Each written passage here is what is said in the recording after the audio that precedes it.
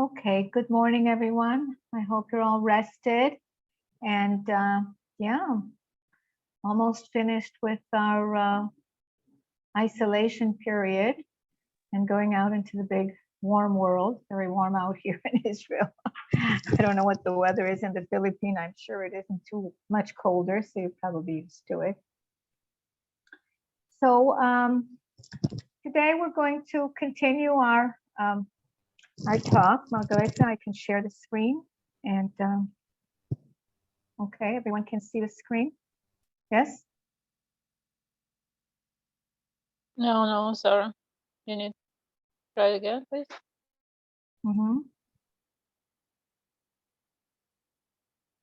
Okay, now everyone can share the screen. Yes. Good. So I subject today, not too different from what we spoke about in the past in caregiving work. And we all know that, this is, we can a more professional way, but inside emphasizes care. To enable, לאפשר עריכה, ואז לעשות כן, שכחתי, נכון, סליחה, יופי, מצוין.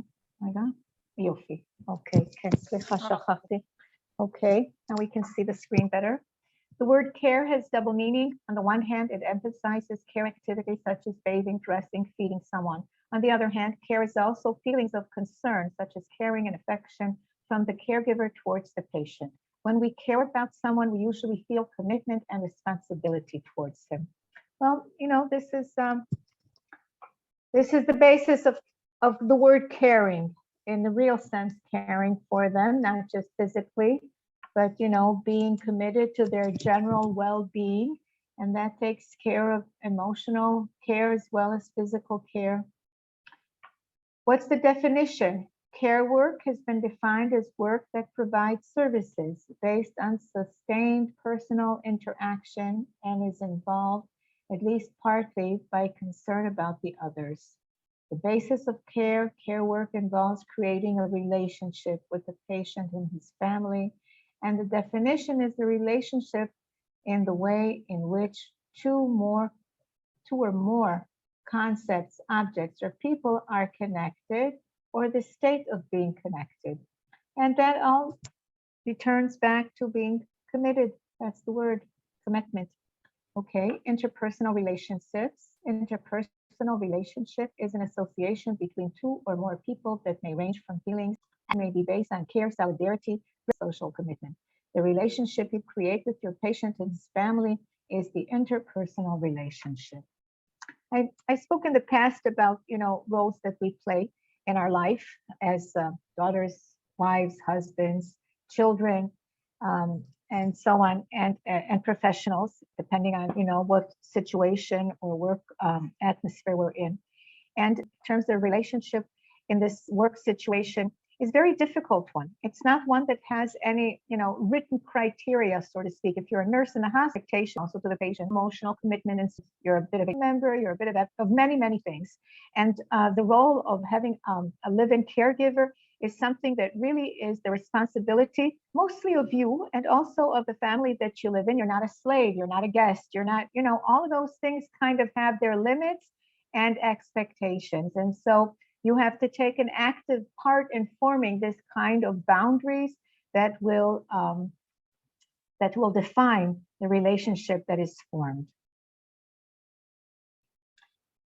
Meaning and importance of relationship. Relationship provides the opportunity for three key benefits: exchange of support, social engagement, and a sense of worth. All major ingredients for the foundation of well-being of both sides of a relationship. And this is very important to remember that, everyone likes to have strokes in their work, to be in some way rewarded, not just by having a paycheck at the end of the year or the end of the week or the end of the day. Everyone expects to be appreciated for the work that they do.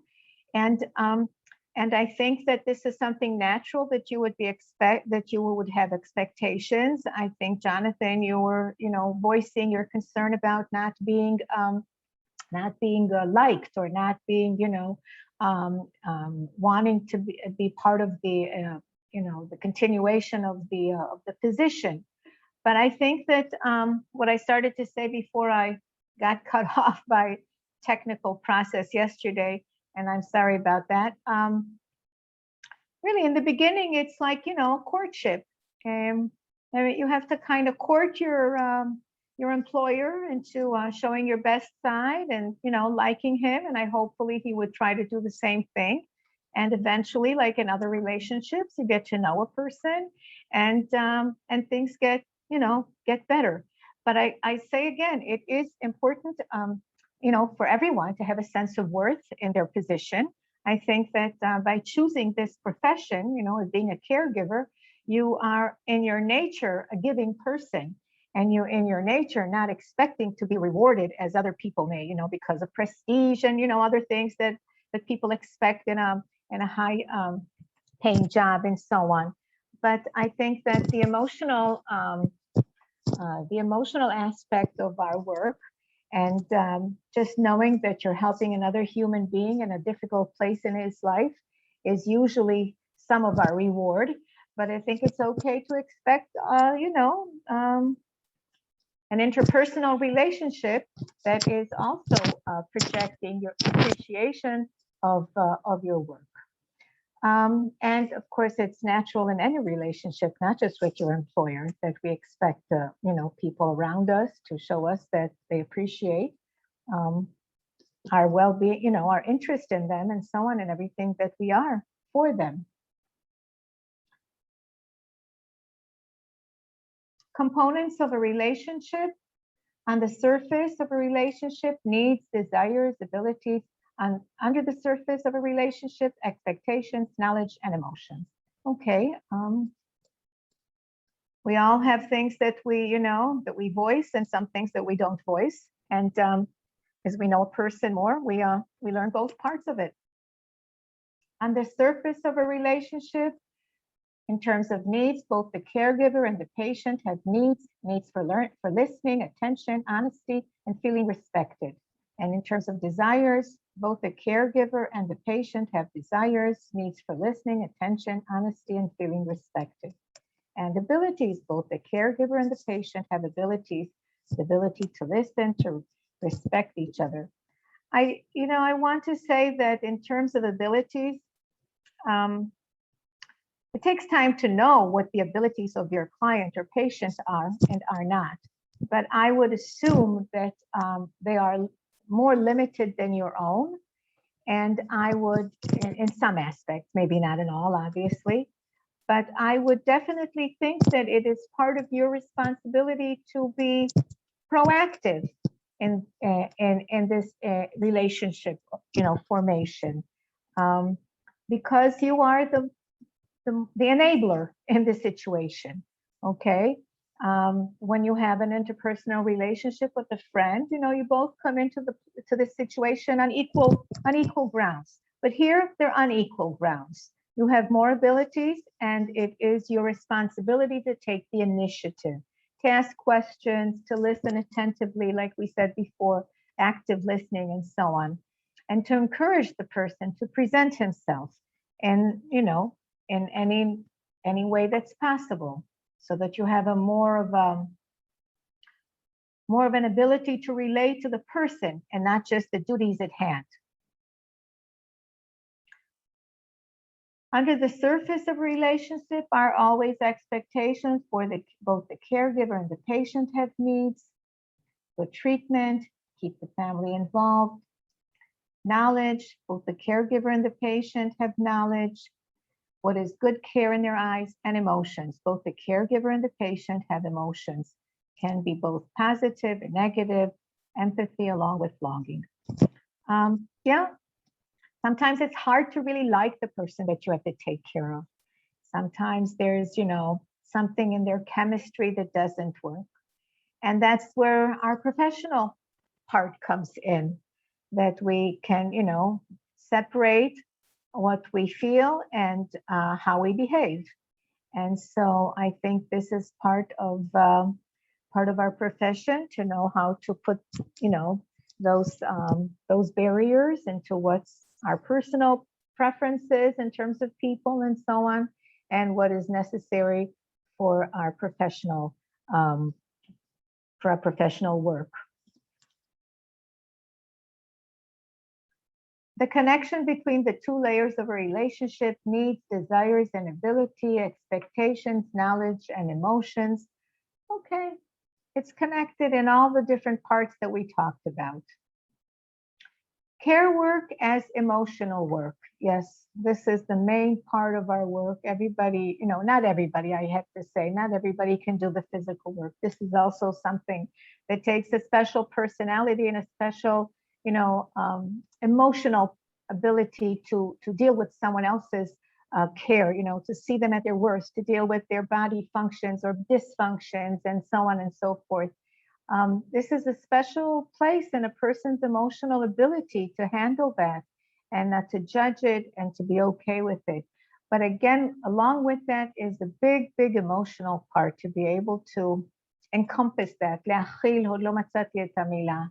be able to, to have that a part of your life that is not negative. Care work is often defined as emotional work. Emotion work can be defined as work that involves emotions arise and work that requires to express emotions. It can only be defined as the management of one's own feelings or work done in an effort to maintain a relationship. It is only natural that during the caregiving work, different and varied emotions will arise, both positive and negative, and each emotion is legitimate. So when we have a caring relationship with someone, we can usually, take a lot of bullshit, excuse my language, but you have to allow for that to, for that to happen. And I think that, yeah, it's part of our responsibility to see that it happens.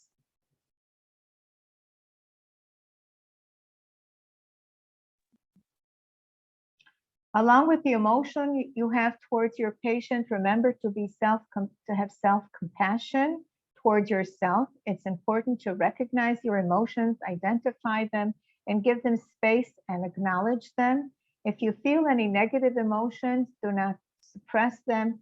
Do not be left alone with your feelings and emotions. You can always find someone to talk to, a friend, family, or the agency. And I stress this in the previous slides. We also mentioned the fact that to report what is going on with your client. And I don't mean, like a report with grades in school, but I mean, to involve the family that is interested in what's happening, how the week went by. Make it a habit of once a week, to make contact with someone that you think is the appropriate person to report to, and what issues were more difficult, what issues were less difficult. Find someone in the general family situation that you could, feel more connected to and share your emotions and your difficulties. Some clients can be difficult at different times in their life. Perhaps they're having some kind of treatment, or they're undergoing a certain kind of physical change. And so it's very important that you find your support in the family, someone who can give you, listen to you and see if something, or maybe just listen. That's also important. And I really hope that this week of being in this kind of a isolation situation has allowed most of you or all of you to make some kind of a bonding and friendships, building friendships amongst you so that you can maintain some kind of a support system, and and allow yourself to be helped if you need. You're stressed, if you're overwhelmed, and so on. And yeah, not to get burnt out quickly is very important part of our work, to learn what energizes us, what gives us, fills our batteries, gives us a good feeling, and allows us to continue. Tips for creating good relationships: be mindful of how to start a conversation, ask open questions, use statements, be specific in the message that you want to transfer, and give others the attitude that you want to receive. Yes, we like to be, to treat people as we'd like to be treated ourselves. And I think the most important part of all of that is not to be judgmental. And, sometimes people do have reasons or don't have reasons, have control or don't have control of how or what they say and so on. But this is who they are. And our responsibility is to care for them. And so in spite of, feelings that it arouses in us, if they're positive, good. If they're not so positive, then we have to learn to check those and find ways to deal with our own issues in terms of that. If they remind us of someone, or if their actions remind us of some time or some issue that was in our past, we never know how we're going to respond until we say, you put the foot in your shoes, right? Or you put the hat on your head or whatever, until you're in a situation. And once you're there and you feel that something is uncomfortable, then share it. Don't be alone with it, because it won't go away unless it's dealt with. What are your expectations for a relationship with your patient? I'd like you to think about that. What do you think your patient's expectations are from you? What feelings do you think may arise during caregiving work? How do you usually express your feelings, and how do you feel in general about care work? All of these are very important issues that arise in us. Sometimes we take care of an older person, remind us of our mother, or makes us feel bad that we're not taking care of our mother or taking care of somebody else's mother. All the different things that can happen to us in terms of the process. And I invite you to share with us questions, issues, experiences, how you dealt with some of these issues. If you have past experiences in your work or in your home or life situations, please do. We can take a 5-minute break, and when we come back, I invite you to share with us your thoughts and share with each other. I think sometimes it's very helpful to hear other people in your group, that they have the same concerns, or how they dealt with situations in their previous,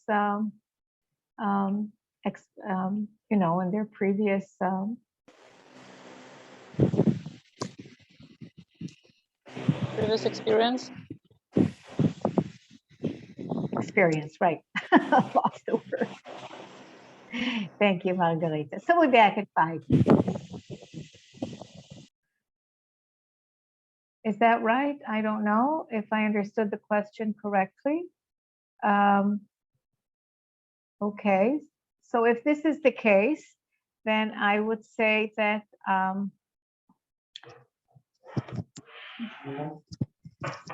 maybe this is something, we spoke about expectations, and sometimes people have a hard time making a commitment for a long period of time in the beginning. So it's easier to say, well, I'm willing to try it for like 3 months. And if I like it, if it feels good, then I'm going to stay with it. And if not, then I'm going to give it back. Well, you're not shoes. And I can't hear. Anyone have an issue here? Can you hear me? Okay. So having a live-in caregiver is, you don't give them back like a pair of shoes if you try them on at home and you don't like them. But I can identify and sympathize with the feeling of having a hard time making a commitment for 5 years to someone that you don't know. We kind of spoke about that before. Those are your hesitations as well, probably. You just have to kind of go with it and put your charm on. And like I said, people have a hard time giving up something that's good. And hopefully it will be a good experience in a short period of time. But I think that a person says that they want a temporary tryout, that what he's saying is that he's hesitant as well. So, he doesn't know how it's going to be. And he's voicing that in that way. Margareta, you have something you want to say? I would just prefer, if there is a possibility to add some explanation or comment and for us to understand, because it's very theoretical and can be very different direction, actually, this comment. So, yeah. Maybe the person that wrote that meant something else. I don't know. Yeah, exactly. So I prefer to maybe to add with your voice or with the on the written way another sentence for us just to understand what Okay. stands behind it. So meanwhile, we have another comment. Just want to share my thoughts. For me, caregiving is building a new family, relationship with love and care. Try this, guys. Really works. That's from Leo. Okay. Nice. Thank you for sharing that. Yes, hopefully all that will happen and that you'll feel part of the family and your work will be appreciated and so on. And if this has been your experience in the past, then I'm sure it's going to happen again. And that's a wonderful expectation. Anyone else wrote a comment, Margareta? No, not written comments, but maybe someone else wants to add with her voice. Okay, we welcome you to join us. Anyone?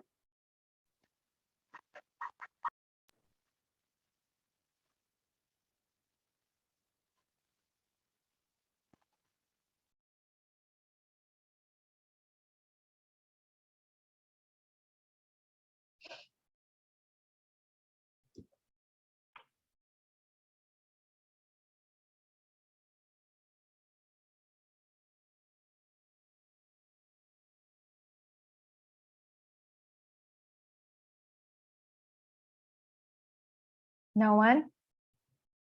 No one has any more comments they want to share with us, experiences in the past and so on?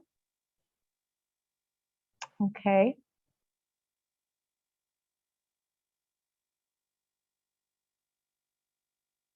Let's continue then.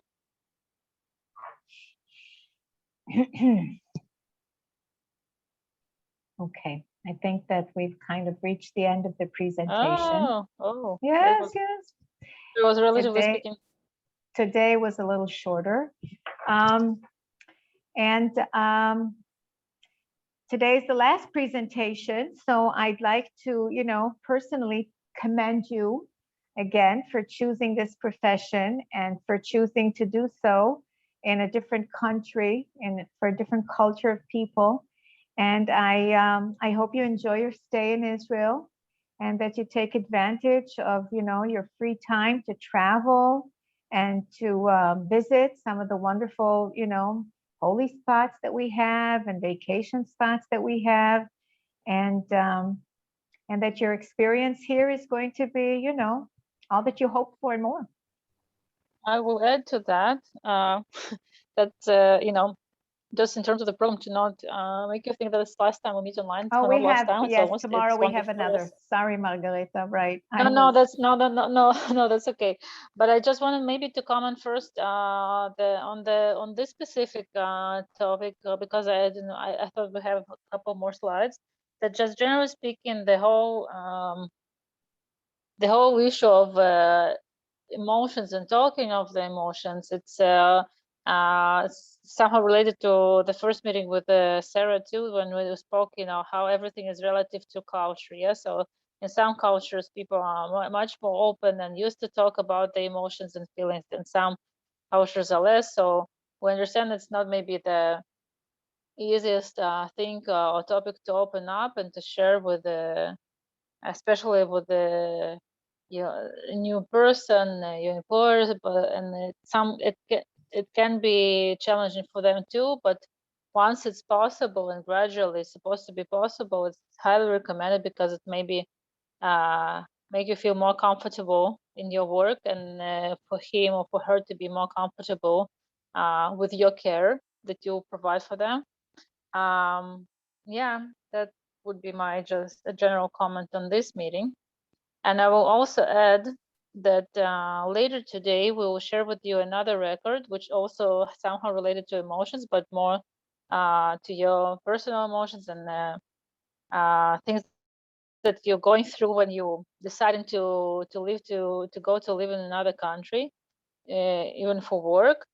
and you know, what emotions that you meet then, and also how you maintain a relationship with your family, with your close ones, which becomes, you know, close maybe mentally, but if you have a long distance relationship with all of them, and how you can do it the best, you know, way for you, for them, for your relationship. And then we'll meet tomorrow for our final meeting. So before this final meeting, we'll also share with you a forum where we ask you to share your questions if you have to, just questions that you have. But if you have also a question to one of the meetings with Sarah, or one of the records that we shared with you, or you have a question or topic that we didn't mention through the program, but you would like to hear about that, so we'll also ask you to take a look at this form and write down these things. And then we will meet tomorrow afternoon. We will go over a short review of the program, but also we'll answer your questions. That's the plan and the comments. So yeah, if anyone wants to react, respond, just to share your thoughts or concerns, we're still here for another couple of minutes.